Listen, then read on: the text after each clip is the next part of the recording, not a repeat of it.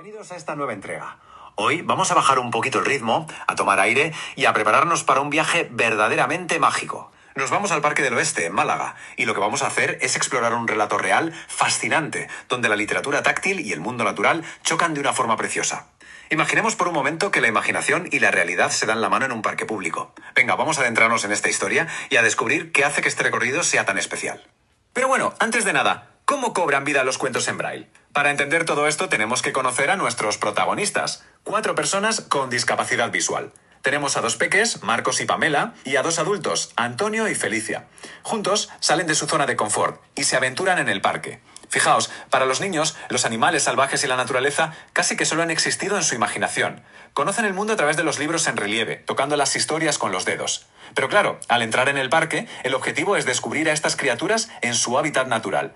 Ya no son conceptos en un trozo de papel, sino seres vivos que respiran, corren y se mueven. Ya que es donde nos encontramos con un contraste absolutamente brutal. Pensemos en la inmensa diferencia entre la expectativa y la realidad. Leer en braille ofrece animales que son estáticos, tranquilitos, formados por pequeños puntos en relieve. Es una forma súper estructurada y controlada de aprender. Pero la realidad de la naturaleza es salvaje. El entorno natural es ruidoso, rápido, impredecible y está lleno de seres interactivos que van a lo suyo. Al pasar del papel al parque, el mundo pasa literalmente del silencio a una sinfonía de experiencias sensoriales. Un cambio radical. Y la primera historia que surge de esta sinfonía es alucinante. Es el relato de la tortuga que sabía nadar. Todo empieza como muchas grandes cosas por pura curiosidad. Marcos escucha a otros visitantes decir que hay una tortuga descansando en una piedra del estanque, y eso desata nuestra primera fábula de la vida real. Aquí podemos observar 2 viajes en paralelo. Por un lado tenemos a Felicia cruzando un puente colgante de madera, va gateando, despacito, sintiendo cada tabla bajo sus manos, experimentando el puente de una forma súper táctil y cuidadosa. Y por otro lado, la tortuga decide cruzar el estanque. Y olvidaos de eso de ir a paso de tortuga que nos cuentan los cuentos, porque este animalito demostró una agilidad tremenda. Cruzó nadando a toda velocidad y llegó primero al otro lado, rompiendo totalmente con ese viejo estereotipo. Y es súper divertido esto de darle pensamientos humanos a los animales. Cuando Felicia por fin llega al final del puente de madera, la situación se presta para muchísima empatía y bastante humor. Resulta que la tortuga, que ya estaba en la otra orilla como la gran campeona, estiraba el cuello hacia ella. En la imaginación de nuestro grupo era como si la tortuga estuviera pensando con cierta indignación cómica. Pero bueno, ¿acaso están contando las tablas del puente? ¿Me aburro de esperar? Es una forma genial de darle la vuelta a la tortilla. Por una vez, es el humano el que va lento y la tortuga la que se desespera. Después de ver que las tortugas pueden ser casi como lanchas motoras, pasamos a nuestro siguiente encuentro en el parque, el patito y el perro. Resulta que cerca del estanque unos patos se acercaron buscando gusanitos, y esto trajo a la memoria una anécdota asombrosa sobre un rescate espectacular paso a paso. A ver, os cuento. Todo empezó cuando un patito se escapó del parque y acabó escondido en el jardín de la casa de Antonio y Felicia. Y entonces entra en acción el perro guía de la pareja. Lejos de hacerle cualquier tipo de daño, el perro agarró al patito con la boca, pero con una delicadeza extrema por las plumas, y se lo llevó a sus dueños. El patito pasó toda la noche a salvo dentro de la casa, súper protegido, y al amanecer, Antonio, Felicia y su perro iniciaron el último paso. Llevaron al pequeñín de vuelta al estanque, logrando un reencuentro total con su familia. Pero es que el final de este rescate tiene un toque de realismo mágico que calienta el corazón. Al volver al estanque, la madre pato y los hermanitos estaban allí. Y en un gesto de agradecimiento alucinante, la madre se acercó directamente al perro guía. Con una ternura absoluta, le tocó la pata con el pico, casi como preguntando en su propio idioma: ¿cuál de vosotros ha traído a mi hijo? Y el perro, ni corto ni perezoso, le respondió con un ladrido súper orgulloso, confirmando que había sido él. Desde ese día, cada visita al estanque se convertía en un intercambio de saludos de lo más feliz entre el perro y la familia de patos. Historias como estas nos muestran una cara de la naturaleza maravillosa, pero el parque aún esconde más secretos. Vamos a adentrarnos en peces, cotorras y sus lecciones. Fijaos en esta evolución tan bonita que es pura autoaceptación. Hablamos de un pececito de colores con una aleta enorme.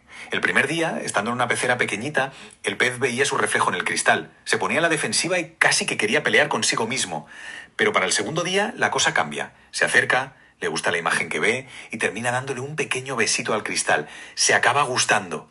Al ver esto, el tercer día, Antonio y Felicia deciden que merece más espacio y lo liberan en el estanque del parque. ¿Y qué pasa el cuarto día? Pues que esta historia culmina felizmente cuando conoce a una pececita que también tiene una aleta grande, se hacen amigos y surge el amor.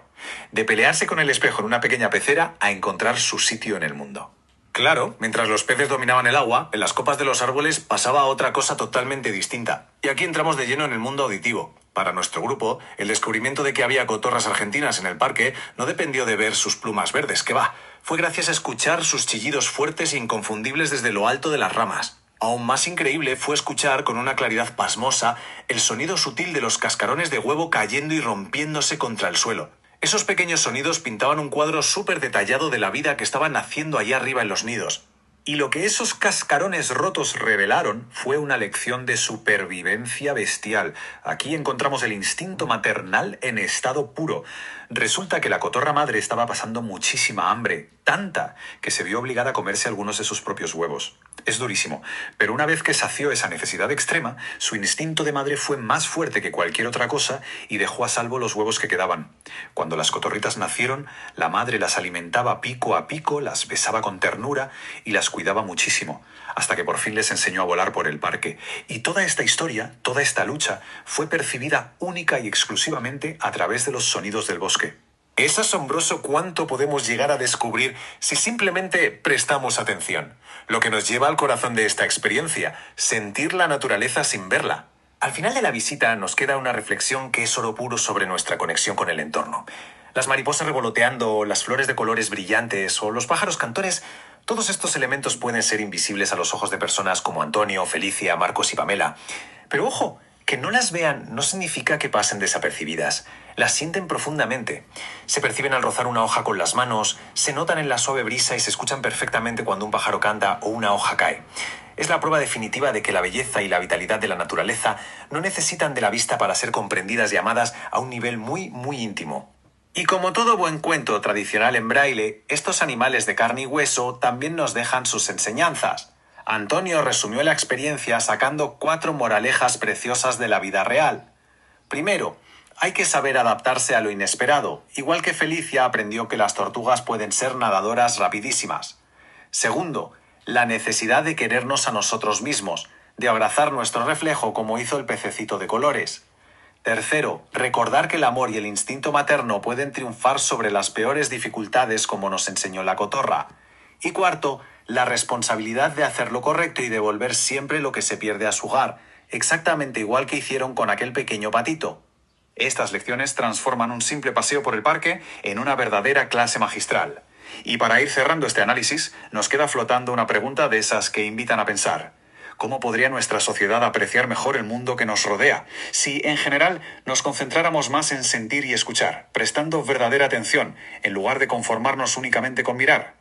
Las historias de Marcos, Pamela, Antonio y Felicia nos animan precisamente a eso, a abrir todos los sentidos, a tocar la realidad y a dejarnos enseñar por ella.